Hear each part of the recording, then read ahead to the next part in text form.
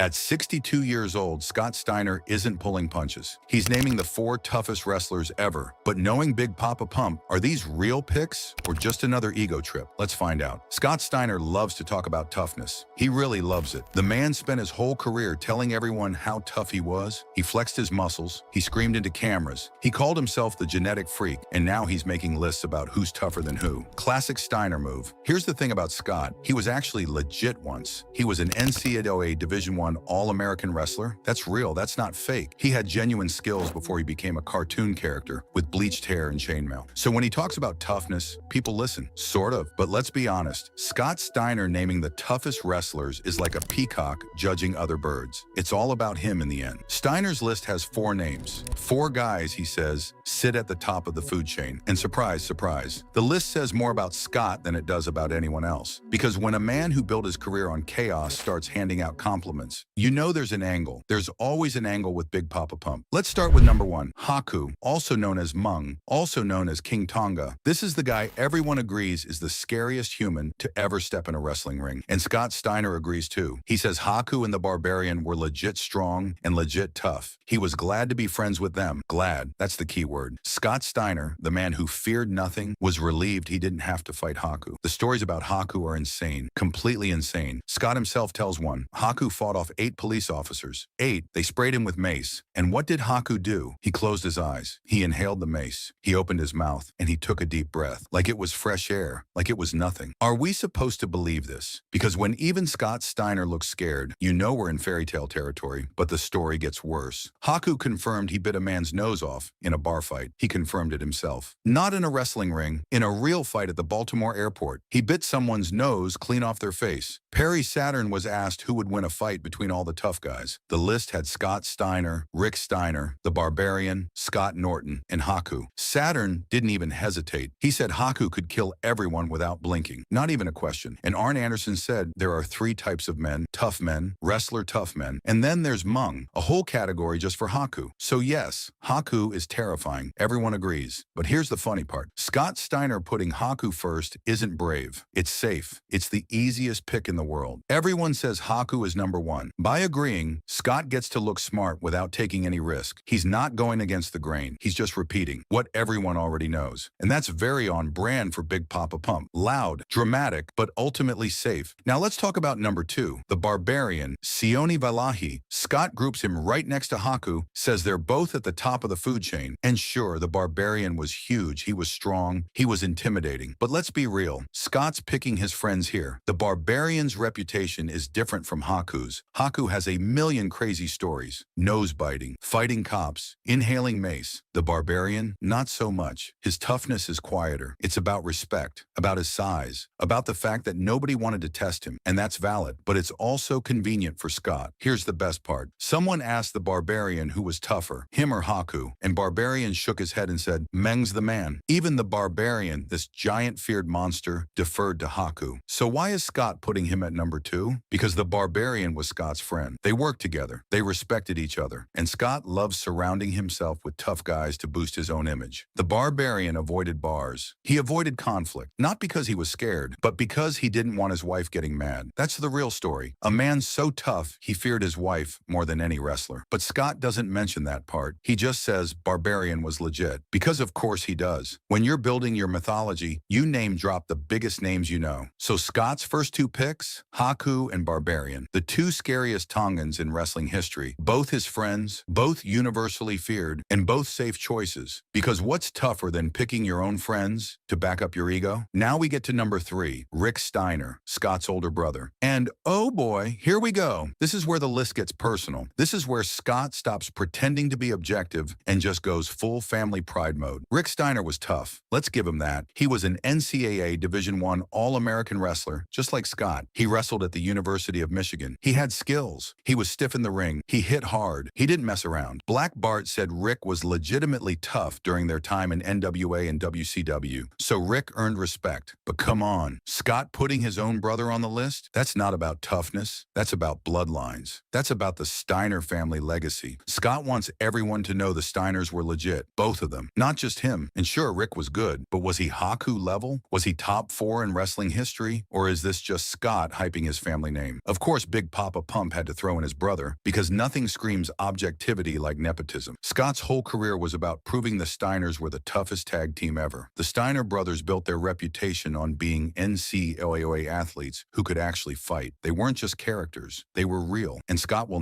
never let anyone forget it. By putting Rick next to Haku and Barbarian, Scott's doing something clever. He's saying amateur wrestling is just as tough as street fighting. He's saying trained athletes are just as dangerous as brawlers. And maybe that's true, but it's also Scott elevating his own background. Because if Rick is top 4 and Rick is just like Scott, then Scott must be top 4 too, right? That's the logic. That's the Steiner math. And let's not forget, the Steiner legacy continues. Braun Breaker is the new generation, Scott's nephew. By keeping Rick on this list, Scott's protecting the family brand. He's making sure everyone remembers the Steiners were always legit. Not just Big Papa Pump with his muscles and promos, but the original Steiner brothers. The tough ones. The real ones. So Rick makes the list, not because he's objectively top 4, but because Scott says so. And when you're Scott Steiner, your word is law, at least in your own mind. Now for the mystery 4th spot, this is where things get weird. Scott doesn't clearly name a 4th person. He talks about tough guys. He mentions names here and there, but he never says, and number 4 is this guy. So we have to guess. We have to read between the lines. And that's frustrating because even Scott Steiner's list is incomplete. The most likely candidate? Scott Norton. Norton was a powerlifter. He was massive. He worked in WCW in Japan with the Steiners. He's on the same list as Haku and Barbarian. Perry Saturn included him when talking about tough guys. So Norton fits. He's strong style. He's legit. He's from the same era. And Scott probably respected him. But here's the problem. We're guessing. We're filling in blanks. Because Scott didn't finish his own list. Maybe he forgot. Maybe he got distracted. Maybe he just wanted to talk about Haku and his brother and called it a day. Who knows? Even the 4th spot on Steiner's list is confused. Maybe he just ran out of friends. And then there's that quote, he's the best ever. Who is he? What does that even mean? Because Scott doesn't use that phrase when talking about toughness. He says top of the food chain. He says legit strong. He says tough as nails. But best ever? That's different. That's about wrestling skill. That's about drawing power. That's not about fighting. So who's the best ever according to Scott? Probably himself. Knowing Big Papa Pump, that quote is about him. The genetic freak. The man with the largest arms in the world. The guy who thought he was God's gift to wrestling. Scott Steiner calling someone the best ever? Sure. As long as that someone is Scott Steiner. Or maybe it's about Ric Flair. Scott loved tearing down Flair. He'd cut these insane promos calling Flair old and washed up. Maybe he's the best ever was sarcastic. Maybe it was a setup for an insult, because that's how Scott worked. He'd build you up just to knock you down. It's possible the quote has nothing to do with toughness at all. The truth is, the quote doesn't fit. It's out of place. It's wrestling talk, not fight talk. And that's the problem with analyzing Scott Steiner. Half of what he says is legitimate, the other half is character work, and he never tells you which half is which. So we're left guessing. We're left trying to separate Big Papa Pump the character from Scott Rechsteiner the man, and that line is blurry, really blurry. So let's review Scott Steiner's list of the 4 toughest wrestlers. Haku, the universally agreed upon scariest man alive, the Barbarian, Haku's partner and Scott's friend, Rick Steiner, Scott's brother and family legacy project, and maybe Scott Norton, or maybe nobody, because Scott couldn't even finish his own list. What does this tell us? It tells us Scott Steiner sees toughness through a very specific lens. His lens. He picks legends everyone agrees on. He picks his friends, he picks his family, and he makes sure all of it reflects back on him, because that's what Scott does. He turns every conversation into a referendum on his own greatness. For a guy obsessed with being legit, Scott Steiner's list is basically a mirror. Every name reflects something about himself. Haku proves Scott respects real danger. Barbarian proves Scott had tough friends. Rick proves Scott came from a tough family. And whoever number 4 is, proves Scott ran in tough circles. It all comes back to Scott. Always. And you know what? That's fine. Scott Steiner earned the right to have an opinion. He was a legitimate athlete. He was a tough guy himself. He lived through the crazy locker rooms of the 90s. He saw things. He fought people. He earned his stripes. But let's not pretend this list is objective. It's not. It's pure Scott Steiner. Loud, biased, self-serving, and just a little bit delusional. At the end of the day, the toughest thing about Scott Steiner might be believing half the things he says. Because when a man spends his whole career being a character, it's hard to know when he's being real. Is Haku really that scary? Probably. Is Rick Steiner really top 4 ever? Maybe not. Is Scott Steiner telling the truth? Who knows? But it's entertaining, and that's all that matters. So who do you think belongs on the real toughest list? Drop your pick below, and don't forget, Haku's probably watching. He was the strongest. That is what people said. But what does strength mean in wrestling? Steve Austin was the toughest guy in the ring. Everyone knew it. His attitude defined an era, his matches made history. But when Austin names the 10 toughest wrestlers he ever knew, something interesting happens. The list becomes a mix. Some names are proven fighters, others are myths, and some are just stories that grew too big to question. So the question is simple: are all 10 of Austin's picks truly the toughest? Or did wrestling's love for storytelling turn some of them into legends they never really earned?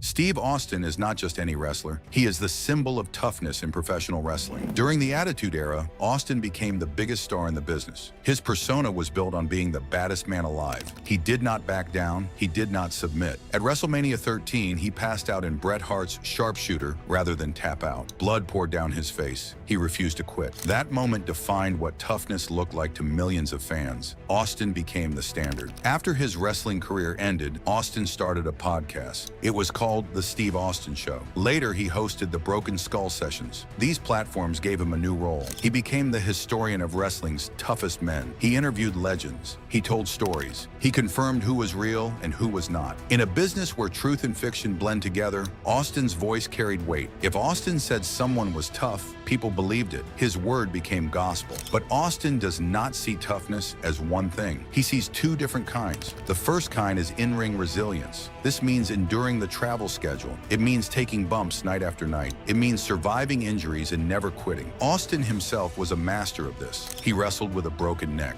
He worked through pain. He kept going when others would have stopped. This kind of toughness is about mental strength and physical endurance. The second kind of toughness is different. It is about real-life fighting capability. This is not about scripted matches. This is about what happens when the gloves come off. It is about verified combat skills. It is about men who could actually hurt you if things got serious. Austin respects this kind of toughness even more. He calls certain men killing machines. He describes them as people who could end anyone in a real fight. This distinction is important. It separates the performers from the legitimate threats. So when Austin names his top 10 toughest wrestlers, he is doing something specific. He is not just ranking in-ring talent. He is creating a historical record. He is telling the world who the real enforcers were. He is confirming which men had genuine fighting ability. But here is the problem. Austin's list is not based only on facts. It is also based on stories. It is based on locker room legends. It is based on myths that grew over decades. And sometimes those myths are impossible to verify. This creates a central question. If Austin's standard of toughness mixes memory and myth, are all of his top 10 picks truly the toughest? Or are some of them just products of old locker room folklore? Did Austin confuse reputation with reality? Did his respect for wrestling history make him overrate certain men? Or did his friendships and emotions cloud his judgment? These are the questions we need to ask. Because the truth about toughness in wrestling is not always what it seems. The wrestling business has always operated on two levels. There is the work, which is the choreographed performance fans see, and there is the shoot, which is the real fighting ability that exists behind the curtain. Austin understands both levels better than most. His career bridged the gap between old school legitimacy and modern entertainment. He respected the shooters of the past, but he also embraced the showmanship of the Attitude Era. This duality shapes his entire list. It makes his rankings both credible and questionable at the same time.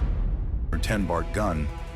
Bart Gunn sits at number 10 on Austin's list. His toughness is not a myth, it is documented. In 1998, WWE held a tournament called the Brawl for All. The goal was simple: find the toughest striker in the locker room. The rules were different from regular wrestling. Fighters wore boxing gloves. They could punch for real. They could take each other down. The matches were legitimate contests, and Bart Gunn won the entire tournament. Gunn knocked out multiple opponents. He proved he could strike. He proved he could take punishment. He defeated men who were supposed to be tougher than him. The tournament was designed for Dr. Death Steve Williams to win. WWE wanted Williams to look like the toughest man in the company, but Gunn ruined those plans. He knocked Williams out in the semifinals. It was not close. Gunn's boxing skills were real. His power was undeniable. He won the tournament and proved his toughness in front of everyone. But WWE did not reward him for it. Instead, they punished him. Gunn was sent to fight professional boxer Butterbean at WrestleMania. Butterbean destroyed him in less than a minute. WWE used that loss to bury Gunn. His career never recovered. He was mistreated for proving he was tough. This reveals something important about wrestling. The business does not always celebrate real toughness. It celebrates the toughness it can control. Gunn's verified combat record disrupted the story WWE wanted to tell, so they made him disappear. Austin respects Gunn for winning the Brawl for All, but his admiration seems limited. Gunn does not get the same praise as other men on this list. Austin does not dedicate dedicate long interviews to him. He does not build up Gunn's legend the way he does with others. This suggests that Austin values myth over evidence. Gunn had documented proof of his toughness, but because his story did not fit wrestling's narrative, he gets ranked lower. He is the forgotten proof. He is the man who proved he was tough and paid the price for it. The Brawl for All exposed an uncomfortable truth about wrestling. Real toughness can be a liability. It can disrupt carefully planned storylines. It can embarrass the wrong people. Gunn's victory was supposed to elevate someone else. When he won instead, he became a problem. This is why his ranking at number 10 feels almost dismissive. He earned his place with documented wins, but the business never forgave him for it. And Austin's list reflects that tension between verified ability and controlled narrative.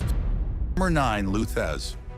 Lou Thesz is a name from wrestling's early days. He was a champion in the 1940s and 1950s. His reputation was built on something called hooking. Hooking was a style of wrestling that used real submission holds. Hookers were the enforcers of the business. If someone tried to double-cross a promoter, the hooker would hurt them in the ring. Thesz was one of the best hookers in history. He knew how to break limbs. He knew how to choke people out. His skills were real. Thesz also had a verified combat background. During World War II, he taught unarmed combat to soldiers. This was not wrestling entertainment.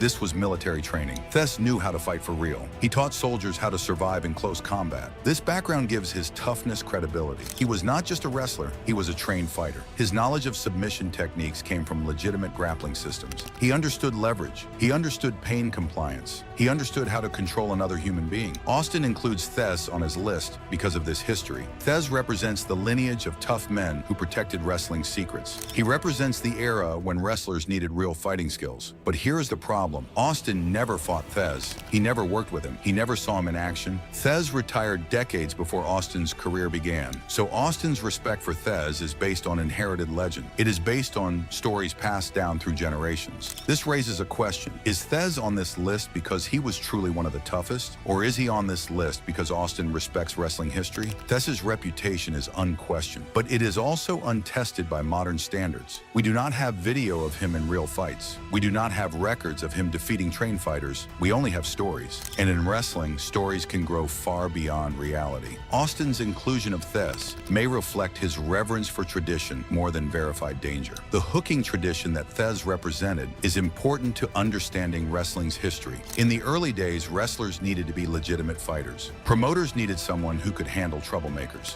Thesz filled that role. He was the guardian of wrestling's legitimacy. But by the time Austin came along, that tradition had faded. Wrestling had become more performance-based, so Thesz exists on this list as a tribute. He is honored for what he represented, but his actual fighting ability remains largely unverified by modern standards. Then number 8, Steve Blackman.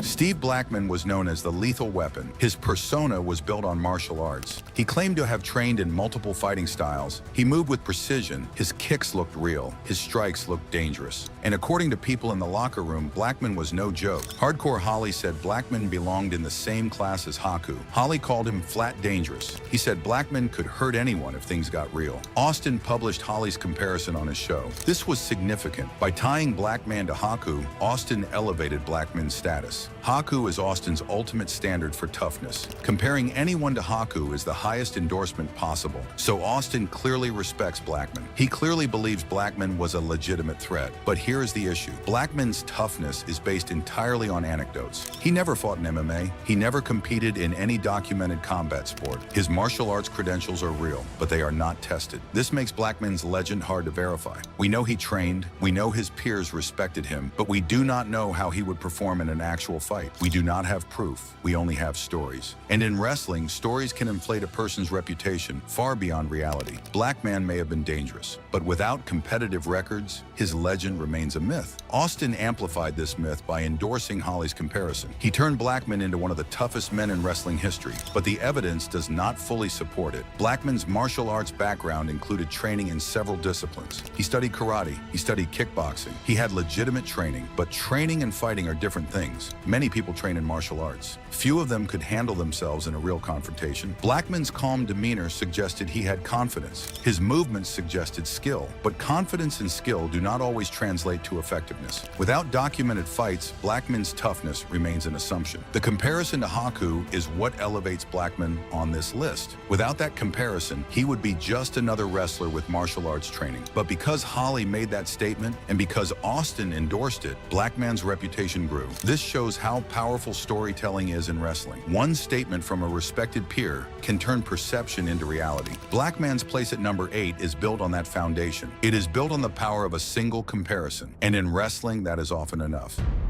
Number 7, Big Van Vader.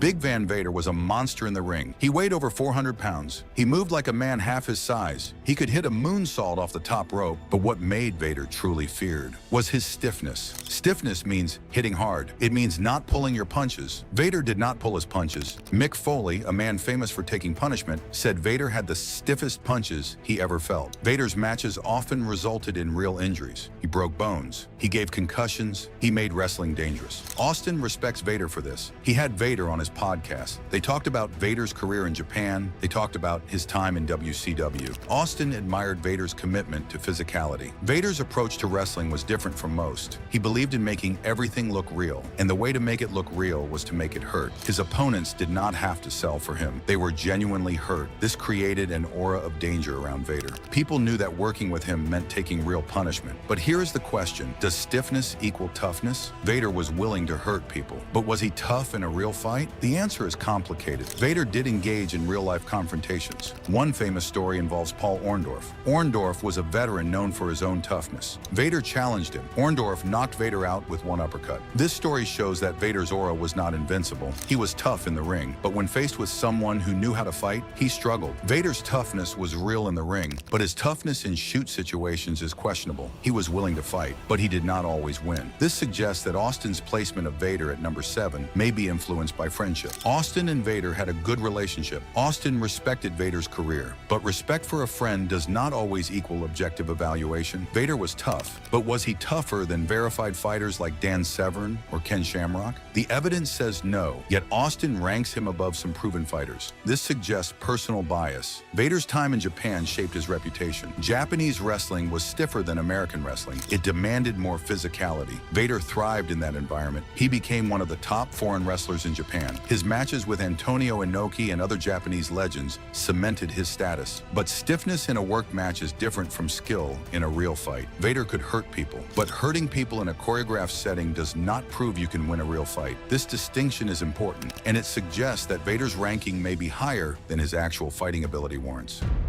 Number 6, Ron Simmons.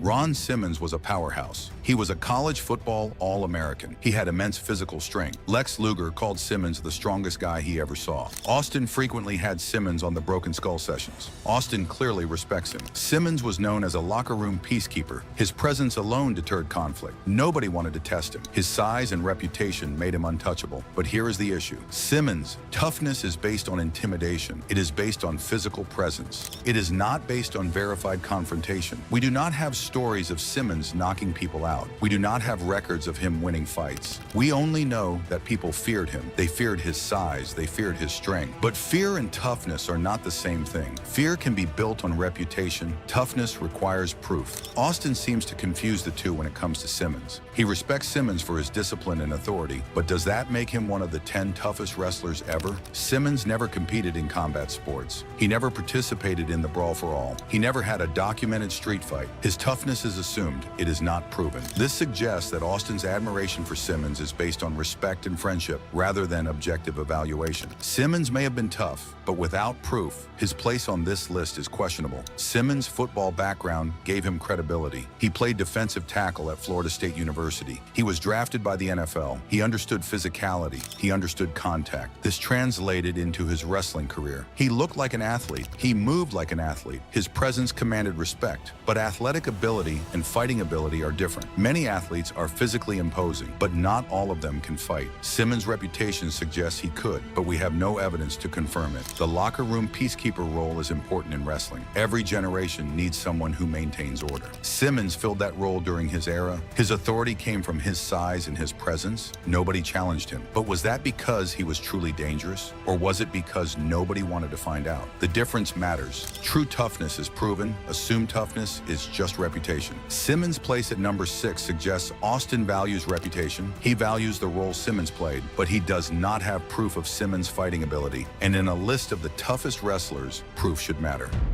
5. Dr. Death Steve Williams.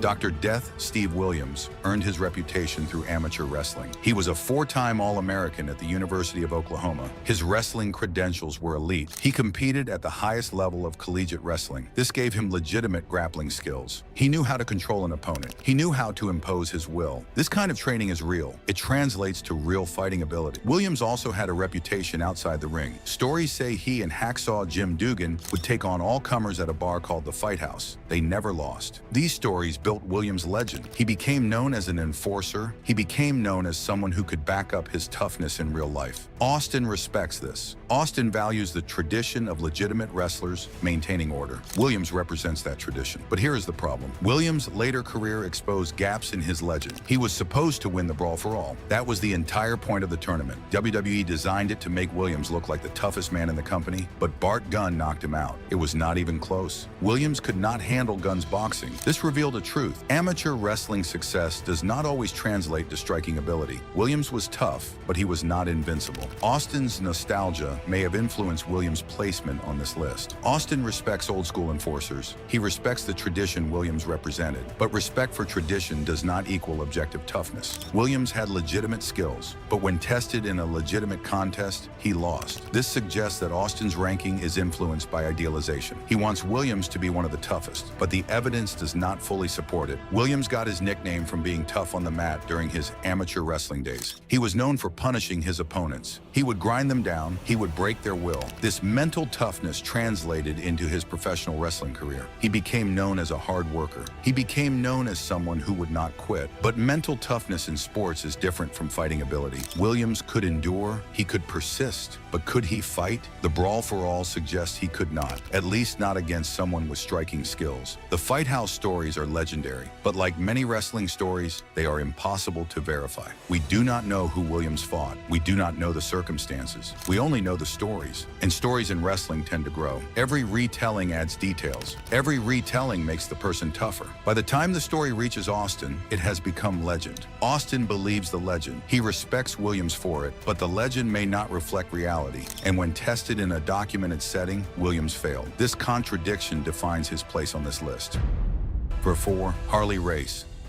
Harley Race is a legend. He was a 7-time NWA World Heavyweight Champion. He survived polio as a child. He survived a near-fatal car crash. He beat cancer multiple times. His life was defined by endurance. He refused to quit. He refused to give in. This kind of resilience is remarkable. It shows incredible mental toughness. Austin respects this. He respects men who refuse to yield. Race also had a reputation for toughness in the locker room. Bobby Heenan famously said that Andre the Giant feared only 2 men. One was Haku, the other was Harley Race. This endorsement carries weight. Andre was the biggest man in wrestling. If Andre feared Race, then Race must have been legitimately dangerous. But here's the issue. Race's reputation is sustained by stories from younger wrestlers. It is sustained by reverence. It is not sustained by documented fights. Austin never fought Race. He never worked with him closely. His respect for Race is based on inherited legend. It is based on stories told by older wrestlers. But does surviving medical hardship equal toughness in a fight? The answer is not clear. Race's endurance is undeniable, but endurance and fighting ability are different things. Austin may be confusing suffering with toughness. He may be elevating Race because of respect for wrestling history rather than verified danger. Race's place at number 4 suggests that Austin values legacy over proof. Race represents an era. He represents the old guard. Austin respects that, but respect does not equal objective evaluation. Race was tough in his own way, but was he tougher than verified fighters like Dan Severn? The evidence does not support it, yet Austin ranks him higher. This reveals a pattern. Austin's list is not purely objective. It is influenced by emotion, respect, and nostalgia. Race came from an era when wrestlers had to be tough. The schedule was brutal, the travel was endless, the matches were physical. Race survived all of it. He became a multiple-time world champion. This required toughness. It required resilience, but it also required political skill. It required the ability to work with promoters. Race had all of these these qualities. He was a complete professional, but being a complete professional is different from being the toughest fighter. Race's reputation suggests he was both, but the evidence only confirms one. The stories about Race are legendary. He was involved in bar fights. He stood up to tough guys. He never backed down. These stories build his myth. But like most wrestling stories, they are hard to verify. We do not have documentation. We only have the word of people who were there. And those people often have reasons to exaggerate. They want to protect the legacy. They want to honor their friend. Austin is doing the same thing. He is honoring Race. He is protecting the legacy. But in doing so, he may be overrating Race's actual fighting ability. Third runner, Dan Severn. Dan Severn is different from the others on this list. His toughness is not based on stories. It is based on documented records. Severn was a UFC heavyweight champion. He competed in over 100 professional MMA fights. He won most of them. His amateur wrestling credentials were also elite. He was a two-time NCAA Division the Warren All-American. He competed at the highest levels of both amateur wrestling and professional fighting. His skills are verified. His toughness is proven. Austin respects Severn. He acknowledges Severn's fighting ability. Severn worked with Austin after Austin's neck injury. Severn's technical skills were undeniable. He could control opponents. He could submit them. He could strike. He had every tool needed for real combat. This makes Severn one of the most legitimate fighters on this list. He is not a myth. He is not a story. He is documented proof of toughness. But here is the interesting part. Austin rarely highlights Severn compared to other names. Severn does not get the same attention as Haku. He does not get the same emotional praise as Ken Shamrock. He is respected, but he is not celebrated. This suggests something important. Genuine fighters often get less attention than mythical brawlers. Why? Because they do not fit wrestling's storytelling mold. Wrestling loves legends. It loves stories. Severn is neither. He is just a proven fighter. And proven fighters are less interesting to wrestling fans than myths. This reveals a flaw in Austin's list. Severn should be ranked higher. His verified record puts him above men like Harley Race and Dr. Death Steve Williams. But Austin's emotional connection to myth and legend keeps Severn at number 3. Austin respects Severn, but he does not mythologize him. And in wrestling, myth often outweighs reality. Severn's UFC career speaks for itself. He defeated some of the best fighters of his era. He submitted them. He out-wrestled them. He proved his dominance. His professional MMA record spans over a decade. He competed into his 40s. He won fights against men half his age. This longevity proves his skill. It proves his toughness. It proves he could adapt and survive. These are not stories. These are facts. And facts should carry more weight than anecdotes. But Severn's personality works against him in wrestling's mythology. He was quiet. He was professional. He did not brag. He did not tell wild stories. He simply competed and won. This lack of showmanship makes him less memorable. It makes him less exciting. Austin respects this, but he does not celebrate it. And that is why Severn sits at number 3 instead of number 1. His toughness is beyond question, but his legend is not as compelling as others. And in wrestling, the legend often matters more than the truth. For number 2, Ken Shamrock.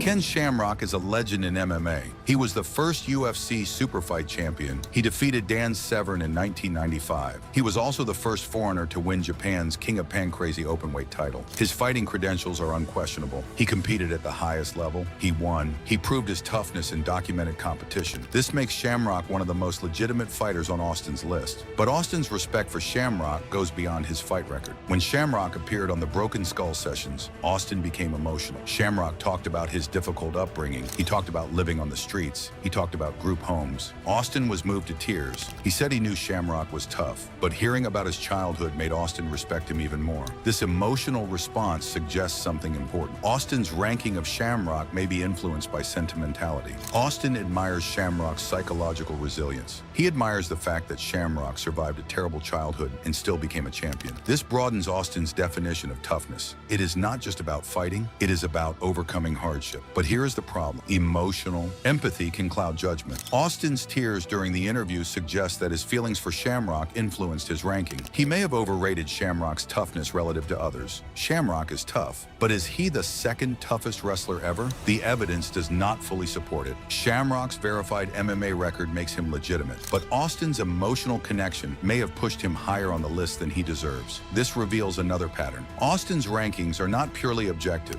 They are influenced by personal relationships, and emotional responses. Austin respects Shamrock as a fighter, but his empathy for Shamrock's story may have inflated his ranking. Shamrock's early life was brutal. He was abandoned by his parents. He lived in foster care. He was placed in group homes. He ran away and lived on the streets. He fought to survive. This background shaped him. It made him tough. It made him resilient. When Shamrock entered fighting, he brought that survival instinct with him. He fought like a man who had nothing to lose. This intensity made him dangerous. It made him successful, and it made Austin emotional. The emotional connection between Austin and Shamrock is real. Austin saw himself in Shamrock. He saw someone who overcame impossible odds. He saw someone who refused to quit. This connection shaped Austin's perception. It made him rate Shamrock higher. But emotional connection is not the same as objective evaluation. Shamrock deserves respect. His accomplishments are real, but his place at number 2 may say more about Austin's feelings than about Shamrock's actual ranking among the toughest wrestlers ever.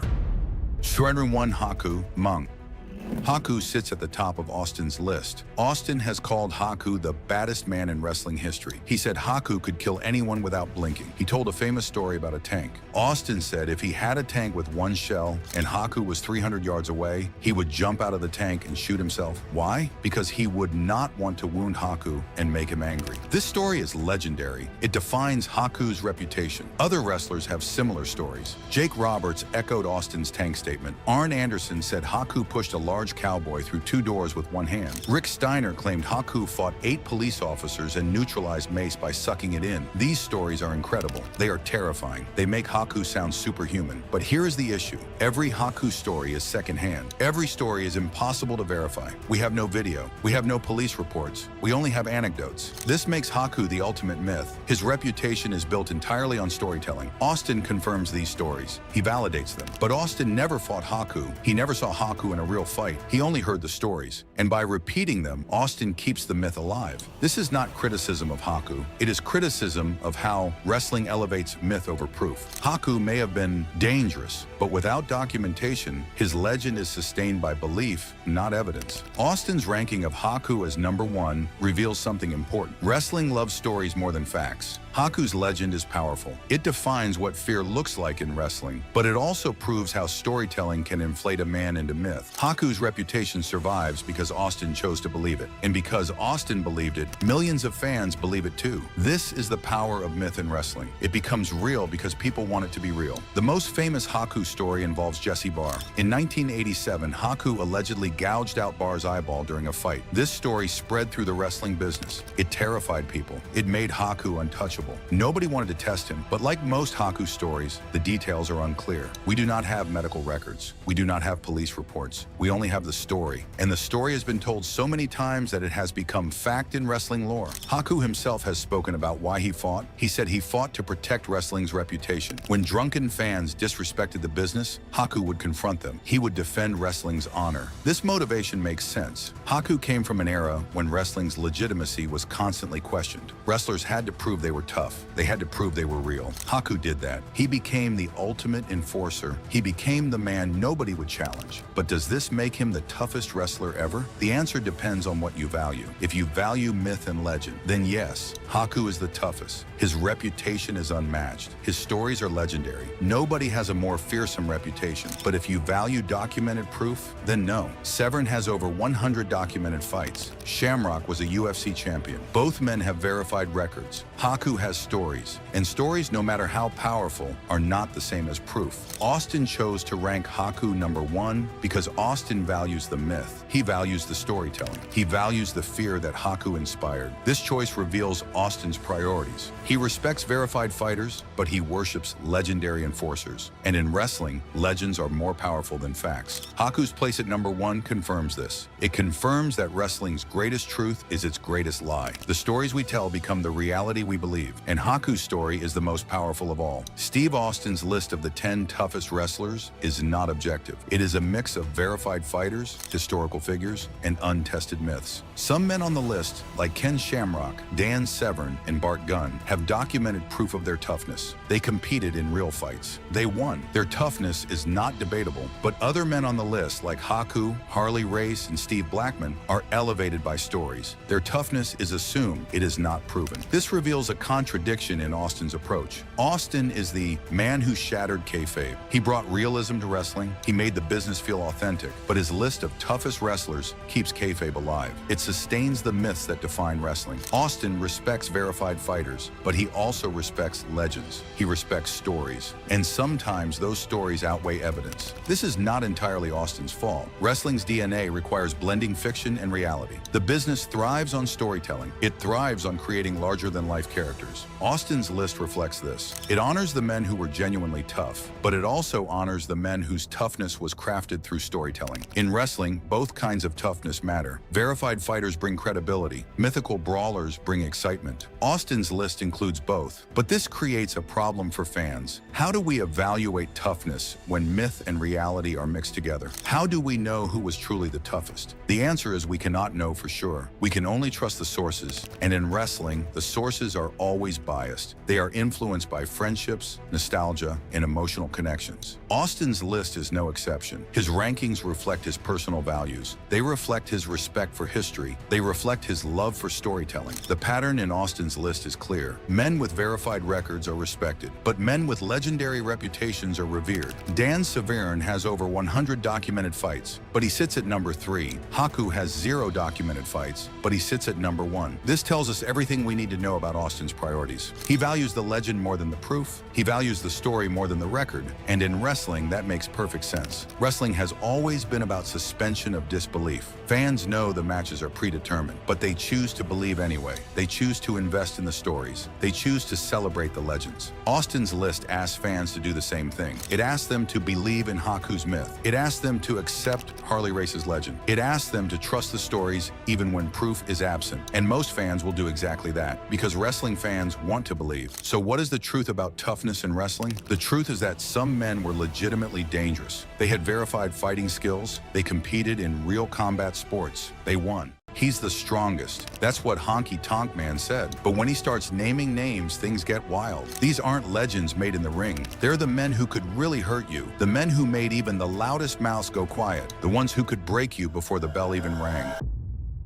Roy Wayne Ferris became famous as the HonkyTonk Man. He held the Intercontinental Championship for 454 days. That's the longest reign in the title's history. But here's the twist. His whole character was built on being a coward. He ran from fights. He cheated to keep his belt. He hid behind his manager, Jimmy Hart. Every single night, the HonkyTonk Man played the weakest man in the room. But off-screen, something different happened. After he left the ring, Ferris became known as a straight shooter. That's wrestling talk for someone who tells the truth. Someone who doesn't play games. Someone who says what really happened backstage. And when a man like that starts naming the toughest wrestlers he ever met, you better pay attention. See, HonkyTonk Man didn't just work in the bright lights of the WWF. He came up through the territories. Places like Memphis. Places like Stampede Wrestling in Calgary. These weren't TV shows with scripts and safety nets. These were rough places where toughness wasn't an act. It was survival. Stampede was run by Stu Hart. In that world, if you couldn't handle yourself, you didn't last. You got hurt or you got out. So when Ferris moved to the WWF in the mid-80s, he brought that perspective with him. He could tell the difference. He knew who was playing tough and who actually was tough. He knew which men could really fight and which ones just looked good on camera. And that knowledge kept him alive in a dangerous business. Here's the dark irony of his career. The more he played a coward, the more he needed real threats around him. Think about it. If everyone watching believes the champion is weak, you need challengers who look like they could destroy him. You need men who make the audience believe the belt is in danger. So every night, HonkyTonk Man surrounded himself with the scariest people in wrestling. Men like Randy Savage, men like Jake Roberts, men who hit hard and didn't always pull their punches. His 454-day title run only worked because of them. The more intimidating his challengers were, the more dramatic the chase became. Every time he dodged a fight, every time he cheated to win, it built tension. But that tension came at a cost. He had to work with men who terrified him, men he knew could hurt him if they wanted to, men he respected because their toughness was real. real, and that's what makes his list so interesting. When Honky Tonk Man names the 10 toughest wrestlers, he's not guessing. He's not going by what he saw on TV. He's telling you which men he feared, which men commanded respect in the locker room, which men could back up their reputation with violence. This isn't about who had the best matches or the biggest muscles. This is about who could really fight. The WWF in the 1980s was a strange place. It was becoming an entertainment company, cartoon characters, bright colors, stories for kids. But underneath all that show business, there were still real fighters. Men who came from legitimate backgrounds, men who settled problems with their fists, men who didn't care about ratings or merchandise. And those men made the whole thing work. Because without them, without that edge of danger, it all would have felt fake. Honky Tonk Man knew this better than anyone. He was the fake part, the show, the act. But the men he's about to name, they were the reason people believed the show. They were the reason fans thought someone might actually take that belt from him. They were the glue between performance and reality. So who were these men? Who did Honky Tonk Man fear most? Let's find out. But don't expect heroes. Don't expect clean stories. These are tales of violence, intimidation, and the kind of toughness that doesn't care about applause. Number 10, Andre the Giant. Andre the Giant makes this list for one simple reason: his size. 7 feet 4 inches tall, over 500 pounds. When Andre walked into a room, everything changed. You couldn't fight Andre, not really. He was too big, too strong. If he wanted to hurt you, he just would. There was no technique that worked, no strategy. You just hoped Andre liked you, hoped he was in a good mood, hoped you never gave him a reason to be angry. Honky Tonk Man talked about who Andre liked and didn't like. Andre apparently didn't enjoy working with Jake Roberts. There were others too. Wrestlers who annoyed him, who rubbed him wrong. And if you were on Andre's bad side, your life got harder. In the ring, Andre controlled everything just by existing. He couldn't move fast. He wasn't going to do flips or complicated holds, but he didn't need to. His presence was enough. One hand could cover your entire head. One push could send you flying. He was a giant, and giants don't need technique. That creates psychological toughness. Everyone around Andre had to adjust to him, had to work his style, had to accept that he set the rules. Because what were you going to do? Fight him, you'd lose. Complain? Nobody would care. Andre was Andre, and that was that. For Honky Tonk Man, Andre represented inevitability. If Andre decided to do something, it happened. If Andre wanted to make you look bad in a match, you looked bad. If Andre wanted to protect you, you were safe. All power rested in his hands. That's a form of toughness that doesn't require violence. It's dominance through existence, through being so physically overwhelming that resistance is pointless. Andre didn't need to prove anything. His body proved it for him, and everyone, including Honky Tonk Man, understood that. Number 9, Dr. Death Steve Williams.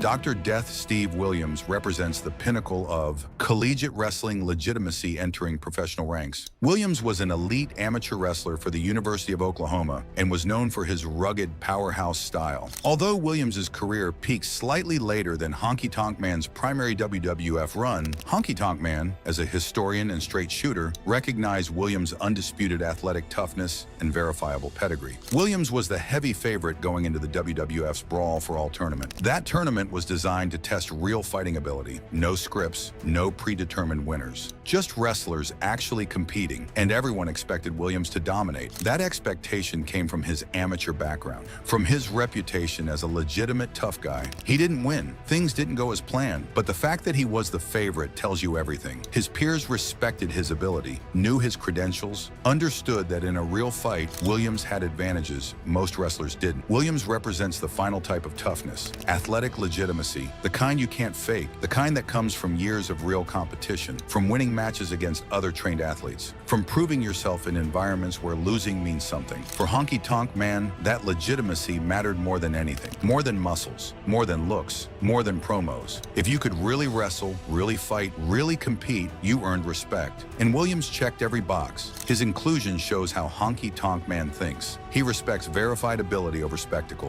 facts over fiction, real credentials over manufactured toughness, and Williams had the credentials. The University of Oklahoma pedigree, the amateur wrestling success, the proven track record. That's the foundation of true toughness. Not stories, not legends, but verified, documented, proven ability. Number 8, bad news, Brown. Bad news. Brown brings legitimate credentials to this list. Real fighting credentials. Olympic credentials. He won a bronze medal in judo at the 1976 Olympics. That's not wrestling training. That's martial arts, real combat sports, verified toughness. HonkyTonk Man actually wrestled Brown in Stampede. He even beat him for the Stampede North American Heavyweight Championship in 1986. So he knew firsthand what Brown was capable of, knew his legitimate background, knew he wasn't playing tough. But here's what makes Brown's story sad. HonkyTonk Man believed the WWF wasted him. He thought Brown should have been world champion, that his real fighting ability and intimidating persona deserved more. But the WWF was moving toward cartoon characters, toward entertainment, and Brown didn't fit that mold. Brown had a convincing demeanor. He looked tough because he was tough. He moved like a fighter because he was a fighter. Everything about him was legitimate, and in the old territorial system, that would have made him a top star. But in the new WWF, it just made him another mid-card guy. HonkyTonk Man's respect for Brown shows his values. He valued real ability, real credentials, real toughness, and he was frustrated when the company didn't reward those things. When they pushed guys with better looks or better gimmicks instead of guys who could actually fight. Brown represents what wrestling was losing, the transition from sport to show, from fighters to performers, from legitimacy to spectacle, and guys like HonkyTonk Man noticed. They saw what was being left behind, and they mourned it even while participating in the new era. For Brown, that Olympic medal should have opened every door, should have guaranteed respect and opportunity, but it didn't because the business was changing, and not always for the better. Number 7, the Dynamite Kid. Dynamite Kid represents the dark side of toughness, the reckless side, the side that hurts people without caring, without apology. HonkyTonk Man and Dynamite both came through Stampede Wrestling. They shared that rough, territorial background. But Dynamite was different. He was notoriously stiff. He hurt his opponents on purpose. He used his skill not to protect people, but to punish them. Dynamite had a famous backstage fight with Jacques Rougeau. Rougeau eventually hit him with a roll of quarters, knocked some of his teeth out. That incident shows how dangerous locker room politics could get. But it also shows that even someone as tough as Dynamite could be hurt if you caught him off guard. There was also an incident involving Harley Race. Someone made a threat about Race. Maybe it was Dynamite, maybe it wasn't. But the whole situation created tension, created fear, because Race wasn't someone you threatened. And if Dynamite was involved, it meant two of the most dangerous men in wrestling might have a problem. HonkyTonk Man avoided pushing Dynamite's buttons. He knew better. Dynamite wasn't stable, wasn't predictable. He might let something slide, or he might explode. And if he exploded, someone got hurt. That's the worst kind of tough guy to work with. The ones who blur the line between work and shoot. The ones who might decide to really hurt you in the middle of a match. Dynamite had the skills to do real damage. Amateur wrestling background, years of experience, and a mean streak a mile wide. His style injured people. He didn't care if his moves were too dangerous. Didn't care if he left his opponents hurting. That was part of his reputation, part of what made him feared. But it also made him hated. Because there's a code in wrestling. You're supposed to protect each other. Dynamite broke that code regularly. For HonkyTonk Man, Dynamite represented chaos, represented the risk that any match could go wrong, that any disagreement could become physical. And in a business built on cooperation, that chaos was terrifying. Number 6, Randy Savage. Randy Savage is the name that defined HonkyTonk Man's championship reign. They were locked in a legendary feud for the Intercontinental title. And according to HonkyTonk Man, Savage hit harder than anyone else. Savage worked stiff. That's the wrestling term for working with too much force, not protecting your opponent enough, making the fake punches feel a little too real. And Savage's stiffness wasn't accidental. It was intentional. He believed in physical realism. He wanted every match to look and feel genuine. For HonkyTonk Man, that meant pain, lots of pain. Night after night, town after town, every time they wrestled, Savage would hit him so hard. The impact was real, the bruises were real, the exhaustion was real. But here's the thing, Savage's stiffness was necessary. HonkyTonk Man's character only worked if people believed he was in danger. If Savage came across as soft, if his offense looked weak, the whole angle fell apart. So Savage hit hard, he made it hurt. He made audiences believe he could destroy the champion. That's professional toughness, committing to the bit even when it means taking and giving real punishment. Savage never half-stepped. He never took it easy. He demanded perfection from himself and everyone around him. And that demand came with a physical cost. HonkyTonk Man eventually refused to lose the title to Savage cleanly. That decision tells you everything. It shows how serious their rivalry had become, how much physical intensity was involved, how high the stakes were. Savage wanted the belt. He wanted to prove he was the best, and he was willing to hurt people to make that point. The feud lasted months, and every single match was exhausting. Savage brought everything he had: his high-flying style, his precision, his willingness to take risks, but most importantly, his willingness to make it hurt, to make it real. For Honky Tonk Man, surviving that program meant surviving Randy Savage, and surviving Randy Savage meant taking a beating night after night. That's why Savage makes this list, not because he was the scariest backstage, but because working with him was genuinely painful, and that pain was part of the job. Number 5, Jake the Snake Roberts.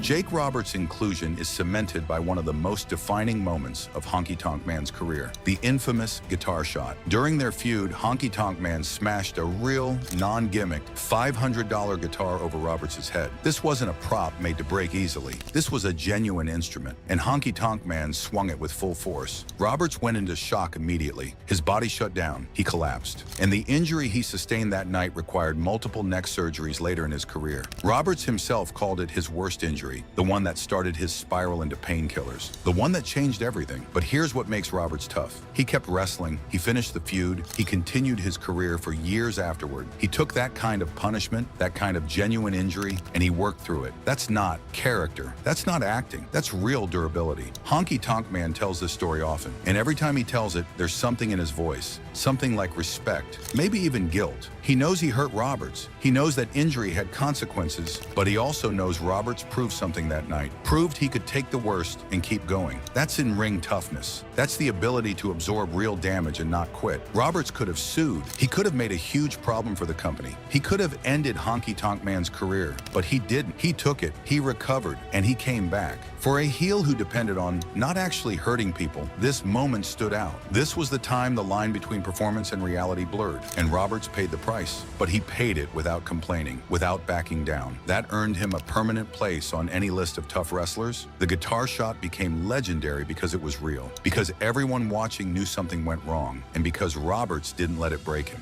Number 4, Dr. D. David Schultz. Dr. D. David Schultz embodies a more volatile, unpredictable form of toughness. Honky Tonk Man's earliest WWF career was preceded by time in Stampede Wrestling, where he worked with Schultz. This shared territorial background provided Honky Tonk Man with first-hand experience of Schultz's unstable and dangerous nature. Schultz is infamously known for the real-life physical altercation where he slapped 2020 reporter John Stossel. That event demonstrated his tendency to break kayfabe rules with genuine violence. It wasn't part of the show, it wasn't planned, it was real violence, and it effectively ended Schultz's career in mainstream wrestling. But it also proved what everyone in the locker room already knew: Schultz was legitimately dangerous. Honky Tonk Man's time with him in Stampede gave him first-hand knowledge of that danger. Stampede was rough, it was a testing ground, and in that environment, Schultz fit right in. He brought volatility, he brought genuine aggression, he brought the constant threat that things might go too far. That's a special kind of tough. It's not about winning fights,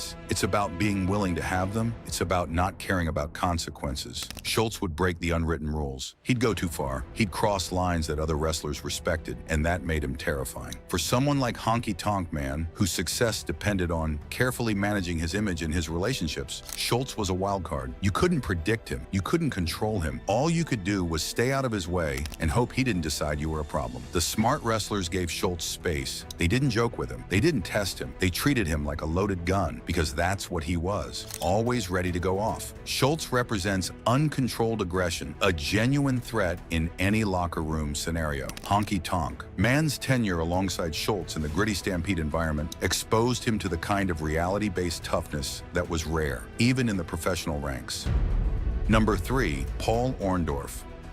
Paul Orndorff's place on this list is secured by his athletic pedigree and his documented willingness to engage in real conflicts. Before wrestling, Orndorff was a legitimate NCAA football athlete and a draft pick of the New Orleans Saints. His physical background made him inherently credible. Honky Tonk Man was familiar with Orndorff, having wrestled him during his post-WWF independent circuit run, so he knew firsthand what kind of man Orndorff really was. He saw up close the combination of politeness and explosiveness explosive potential that made Orndorff so dangerous. But it's the backstage story that seals Orndorff's reputation. The one about Vader. Vader was massive, over 400 pounds of muscle and meanness. Vader worked stiff. Vader hurt people. Vader had a reputation as one of the most dangerous men in wrestling, and Paul Orndorff knocked him out cold with one punch. One punch, that's all it took. An uppercut that put Vader on the floor, unconscious, in front of witnesses. This wasn't a wrestling move. This wasn't planned. This was Paul Orndorff proving that his background wasn't just for show. He could actually fight, and he could beat someone twice his size. Honky-Tonk Man respected that kind of legitimacy. Orndorff didn't talk tough. He didn't need to brag. He just was tough. And if you pushed him, he'd show you exactly how tough. That's dangerous. That's the kind of man you avoid problems with. What makes it worse is that Orndorff seemed so polite, so professional. He'd shake your hand, he'd be friendly, but underneath that friendly surface was someone capable of explosive violence. And you never knew when you might cross the line. You never knew when the nice guy would stop being nice. For Honky-Tonk Man, working with Orndorff meant being careful, watching your words, making sure you didn't accidentally offend him. Because if you did, there wouldn't be a warning. There wouldn't be a second chance. There'd just be consequences. And those consequences, as Vader learned, came fast and hard. This incident confirms Orndorff as a true shoot fighter, whose power and willingness to use it in non-scripted scenarios earned him immense professional respect from his peers, including Honky-Tonk Man.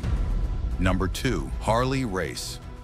Harley Race's toughness is etched into the very foundation of the industry. His legitimacy was proven not only by his 8 NWA World Heavyweight Championship reigns, but also by his sheer physical resilience, having survived polio, cancer, and a near-fatal car crash. He was a man capable of extreme intimidation. Bobby Heenan once said something interesting. He claimed Andre the Giant only feared 2 men. One was Mung, the other was Harley Race. Think about that. Andre was 7 feet 4 inches tall. He weighed over 500 pounds. He was a giant, and even he knew better than to mess with Race. Race looked the part. His voice was gruff. His face was hard. Years of real matches had left their mark. When he walked into a room, younger wrestlers straightened up. They watched their words. They showed respect. Because Race came from a time when disrespect got you stretched in the ring, and Race knew how to stretch people. His body told stories. Every scar, every injury, every close call just made him harder, made him meaner, made him someone you didn't want to cross. Race wasn't just physically tough. He carried authority from the old-school NWA into the WWF, and that authority commanded immediate respect. Honky-Tonk Man witnessed Race's power firsthand. There was an incident involving Dynamite Kid. Someone made a comment, made a threat about Race, and suddenly the whole mood changed. People got quiet, people got nervous, because they knew if Race decided to do something about it, nobody could stop him. That's psychological toughness. That's the kind of intimidation that doesn't require violence. Race rarely had to prove himself because everyone already knew. They'd heard the stories, they'd seen the scars. They understood that this man had fought through hell multiple times and came out stronger. You don't challenge someone like that unless you're ready to lose. For a heel champion trying to protect his spot, Race represented old-school justice. If Honky-Tonk Man stepped too far out of line, if he disrespected the wrong person or broke the wrong rule,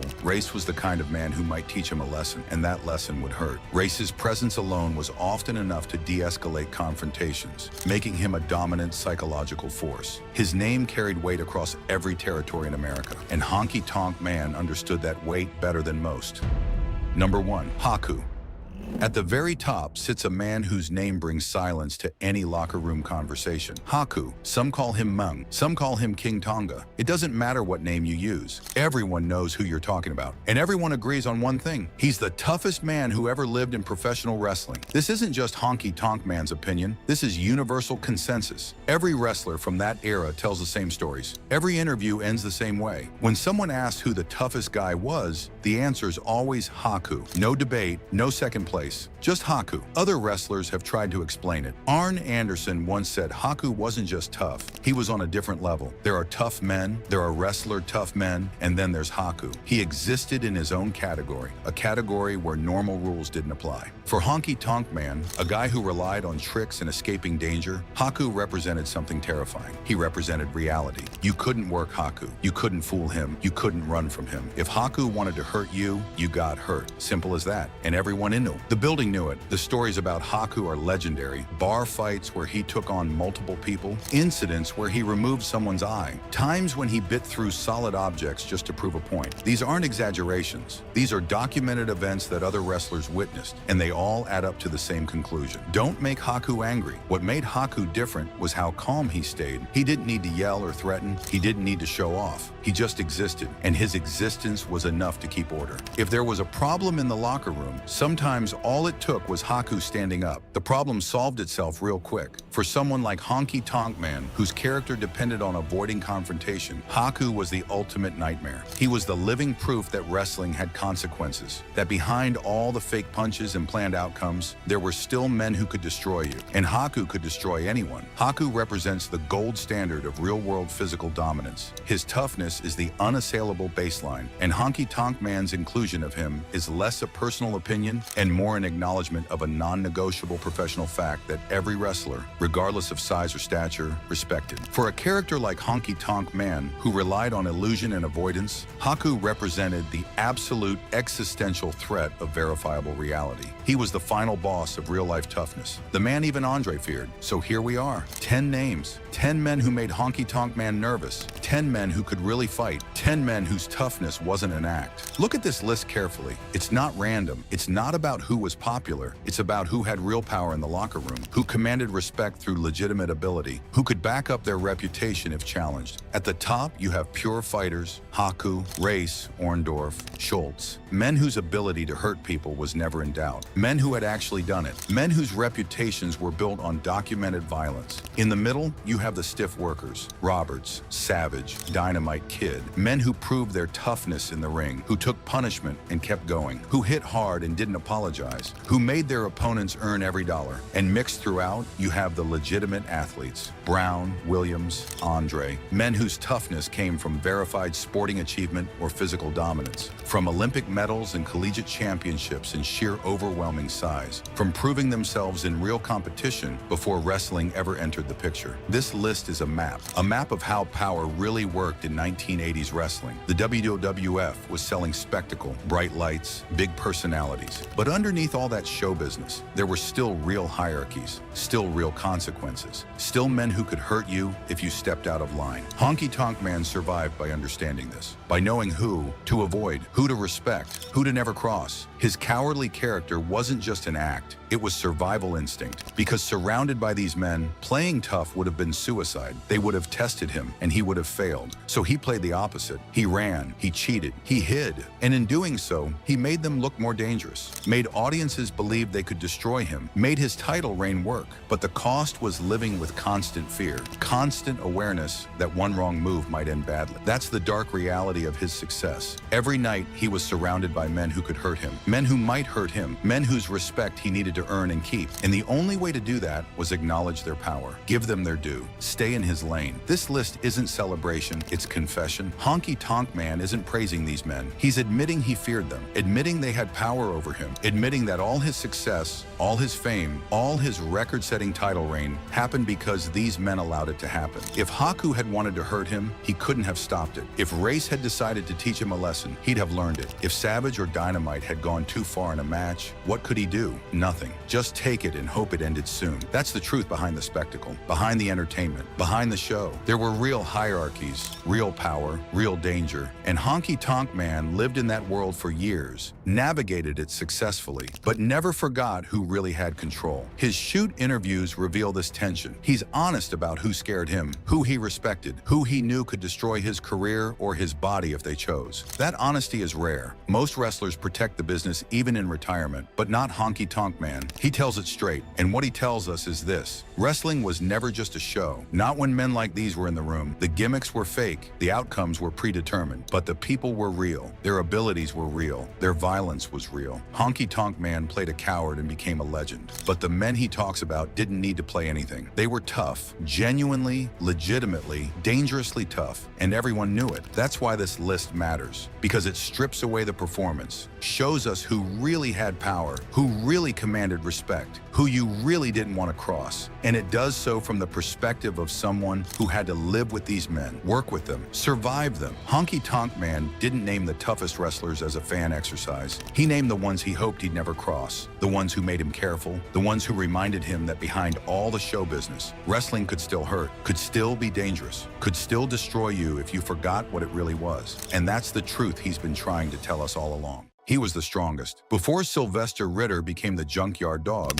he built his foundation on the football field at Fayetteville State University, where he earned honorable mention All-American status. That raw power and college football background gave him the physical toughness needed to survive in the brutal world of Mid-South wrestling. But strength alone does not make a legend. What made JYD truly special was how promoter Bill Watts positioned him as the top star in the territory, breaking an unwritten rule that had kept black wrestlers from the main event spotlight. His combination of natural charisma and physical dominance turned him into an unstoppable force. Today, we are looking at the 5 toughest rivals who pushed JYD to his limits and helped define his legendary career in Mid-South wrestling. The fabulous Freebirds stand as the most important rivalry in Junkyard Dog's career. This feud did not just push boundaries, it shattered them completely. The Freebirds, made up of Michael Hayes, Terry Gordy, and Buddy Jack Roberts, arrived in Mid-South as a young heel trio with instant success. They won the Mid-South Tag Team Championship quickly. The conflict started when Hayes accused JYD of stealing their idea to use entrance music. Hayes was referring to their use of the Leonard Skynyrd song, Freebird, even though the Freebirds had actually used music first. This accusation sparked a rivalry that would become the most intense feud in Mid-South history. The defining moment came when the Freebirds attacked JYD during a tag match with Buck Robley. They blinded him with hair cream. This was not just another wrestling attack. The storyline took this assault and made it deeply personal. When JYD's wife gave birth to their first child, the promotion wove this real-life event into the narrative. They explained that JYD could not see his new daughter because of his simulated blindness. By bringing his actual family into the story, the Freebirds crossed from being regular villains into something far worse. They became monsters who had committed an unforgivable crime against a father and his newborn baby. The fan reaction to this angle was unlike anything seen before or since. The Freebirds needed police escorts to get in and out of arenas safely because the hatred from fans was so intense.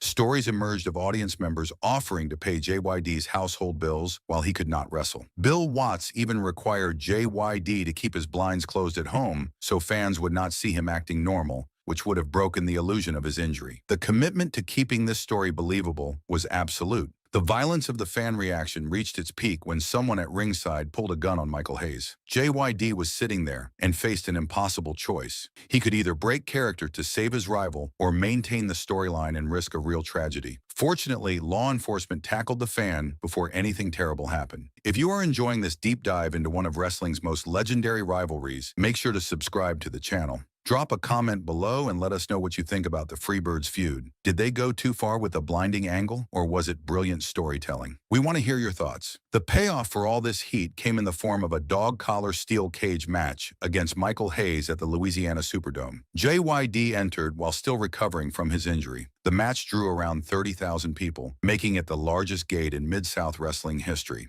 This enormous crowd cemented the Freebirds feud as the most successful angle the territory ever produced. It established JYD as the undisputed king of Mid-South wrestling. After the intense emotional warfare with the Freebirds, JYD moved into a rivalry with Ted DiBiase that showed a completely different side of Mid-South booking. DiBiase and JYD were close friends in real life. JYD even served as the best man at DiBiase's wedding. This personal connection made their on-screen rivalry feel even more powerful because the betrayal hit hard. DiBiase was a 4-time Mid-South North American heavyweight champion and a skilled wrestler. Bill Watts specifically chose him to work matches that would showcase JYD's strengths and hide any weaknesses. The rivalry centered on the Mid-South North American Heavyweight Championship and built toward a loser leaves town match. This type of stipulation created a major problem for the promotion. JYD was the biggest moneymaker in the territory. If he actually left for an extended period, ticket sales would drop dramatically. When JYD lost the match and was forced to leave, Watts came up with a brilliant solution. A masked wrestler named Stagger Lee appeared shortly after JYD's departure. Stagger Lee looked physically similar to JYD and started defeating opponents, including DiBiase himself. The heel wrestlers suspected that Stagger Lee was JYD under a mask, but they could never prove it by unmasking him. This creative strategy allowed Watts to keep his biggest star on shows while technically honoring the loser leaves town stipulation. Fans remained invested because they wanted to see JYD return and get his revenge. Ticket sales stayed strong during what should have been a difficult period. Stagger Lee disappeared only after the time limit on the loser leaves town clause expired. Then JYD officially returned and reclaimed the North American Heavyweight Championship. The DiBiase feud represents the most intellectually sophisticated booking in Mid-South history. It successfully protected the territory's main revenue source while maintaining the integrity of a major stipulation match. The rivalry with Butch Reed marked JYD's final major program in Mid-South before leaving for the WWF in 1984. Reed turned on JYD in 1983 and quickly aligned himself with Ted DiBiase. Reed captured the Mid-South North American Heavyweight Championship on July 16, 1983, and spent months successfully defending it against JYD's challenges. The rivalry reached a psychological peak when Reed's arrogance led him to let the fans vote for his next title challenger. The options included JYD, Jim Duggan, Crusher Khrushchev, and Magnum TA. The fans overwhelmingly chose JYD, but Reed dismissed their choice. He claimed JYD and Duggan did not deserve a title shot and instead gave the opportunity to Magnum TA, whom he had previously beaten. JYD eventually got his revenge by serving as a special guest referee in a match where Magnum TA defeated Reed for the North American title. Although Reed briefly got the title back due to a technical issue with the fan vote, JYD's role in helping Magnum TA win was crucial for the territory's future. This feud was defined by brutal physical matches, including dog collar matches and a loser painted yellow match. While some felt these power versus power matches lacked the creative storytelling of JYD's other feuds, they satisfied the Mid-South audience's appetite for hard-hitting action. The Reed rivalry served an important purpose beyond just entertaining fans.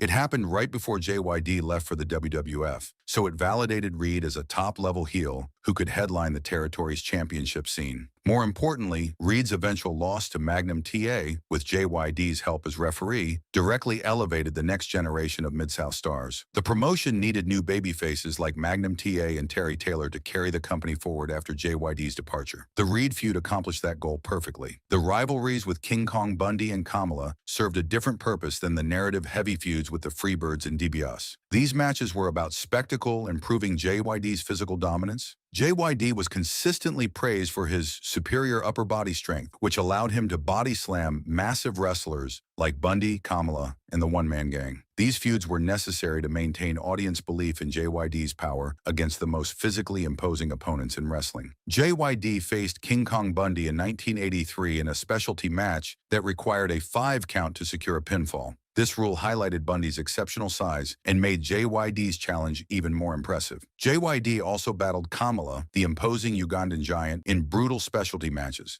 Sometimes he teamed with partners like Dusty Rhodes in dog collar and bull rope matches against opponents, including Ted DiBiase and Kamala. Around 1983, JYD began gaining weight, which eventually led to the less flattering junk food dog nickname. Bill Watts used smart storytelling to protect JYD's image during this physical change. Watts publicly explained that JYD was bulking up for Kamala. This statement maintained the illusion that JYD's weight gain was a strategic preparation for battling a monstrous opponent rather than a decline in conditioning. The matches against Bundy and Kamala validated JYD's core selling point as a wrestler, his incredible strength. They provided balance to the psychological storytelling in his other feuds. Each of these rivalries served a specific purpose in building JYD's legacy. The fabulous Freebirds feud created the foundational myth and generated the most intense fan reaction in Mid-South history. It was a moral conflict that blurred the lines between wrestling and reality. The Ted DiBiase feud showcased the intellectual peak of Mid-South booking through the Stagger Lee angle, which protected the territory's revenue during a mandatory absence. The Butch Reed rivalry functioned as the final challenge before JYD's departure, validating the next generation of stars like Reed and Magnum TA. Finally,